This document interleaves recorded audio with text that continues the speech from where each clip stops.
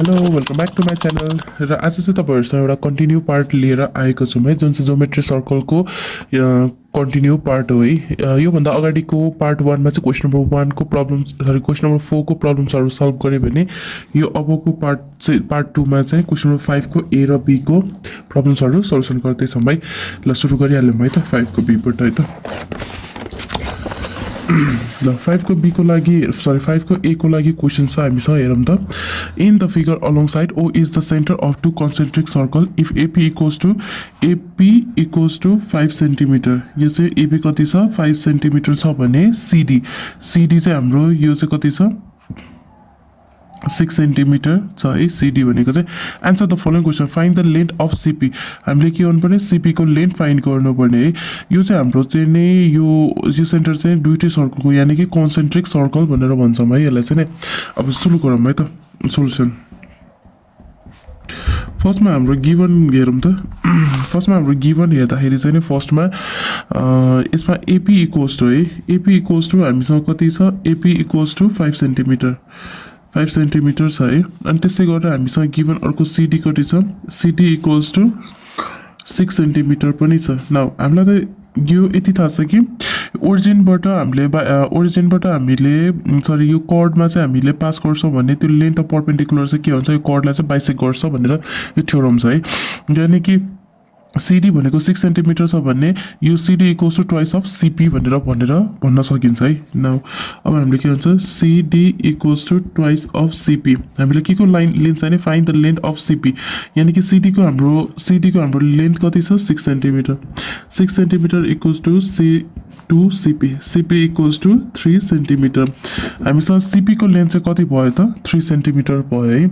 अब त्यसै गरेर हाम्रो त फर्स्टको क्वेसनको सल्भ भयो सेकेन्डको लागि एसी को लागि है एसी को लागि हेरौँ त हामीसँग एपी को लेन्थ छ भने चाहिँ सिपी को लेन्थ पनि छ भने चाहिँ एसी निकाल्नलाई कुनै ठुलो प्रब्लम भएन है AP equals to AC plus CP यो गर्न सकिन्छ है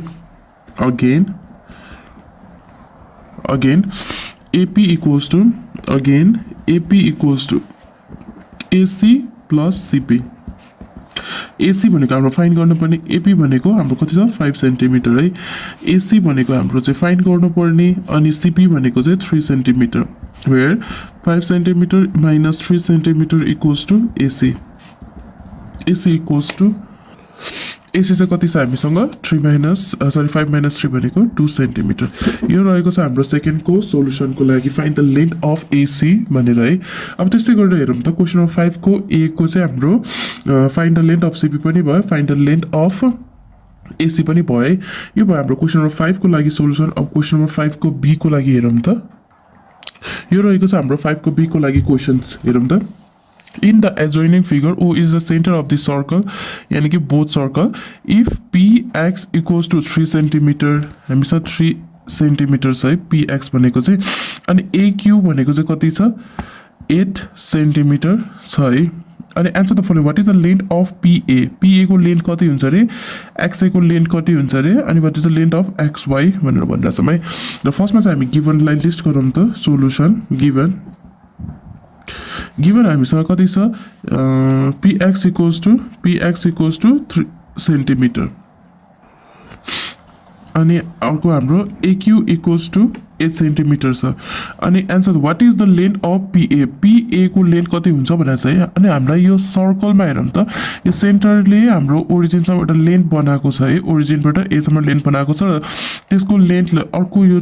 बाहिरको सर्कल हेरौँ त ओरिजिनबाट यो pa जति हुन्छ a देखि q सम्म त्यति नै हुन्छ यानि कि aq जति छ pa त्यति नै हुन्छ भने चाहिँ हामीले aq को गिभन छ भने pa को हामीले डाइरेक्टली लेख्न मिल्छ है now pa equals to aq so हामीले pa भनेको कति लेख्नु पाए aq भनेको हाम्रो गिभन कति छ 8 सेन्टिमिटर त्यसैले हामीले फर्स्टको सोल्युसन डाइरेक्ट गर्न सक्यौँ है त्यस्तै गरेर what is the length of xa भनेर छ हेरौँ त र हामीसँग pa भयो भने हामीले चाहिँ अब हाम्रो यहाँ px पनि गिभन छ है px भनेको यहाँसम्मको लेन्थ हो है यहाँभित्रसम्मको होइन यहाँसम्मको लेन्थ है pa भनेको px प्लस xa भनेर भन्न पाउँछ है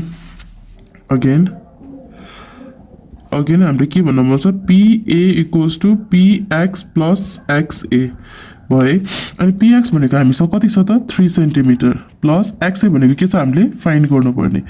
xa फाइन्ड गर्नुपर्ने तर हाम्रो pa भनेको कति छ त 8 centimetre 8 centimetre equals to 3 centimetre plus xa जसमा 8 centimetre minus 3 centimetre equals to xa भनेको कति आयो त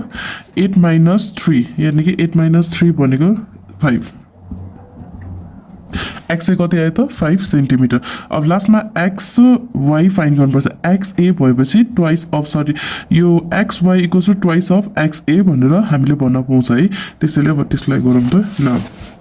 यतै साइडमा गरौँ है again xy equals to twice of xa यानि कि ट्वाइस अफ xa भनेको 5 centimetre 5 two 10 centimetre what is the length of xy त 10 सेन्टिमिटर भनेर भन्न सक्यौँ है हाम्रो गिभनहरू भएकोले pa पनि फर्स्टको what is the length of pa पनि फाइन्ड गरौँ what is the length of xa पनि फाइन्ड गरौँ what is the length of xy पनि फाइन्ड गरौँ र यो भयो आजको लागि हाम्रो पार्ट 2 को क्वेसन नम्बर 5 को ए र बी को सोलुसन यो चाहिँ हाम्रो पार्ट 2 मा भयो र नेक्स्ट अर्को चाहिँ नि हाम्रो नेक्स्ट अर्को पार्टमा आउँदैछ र आजको लागि यति मात्र thank you so much bye bye see you in the next video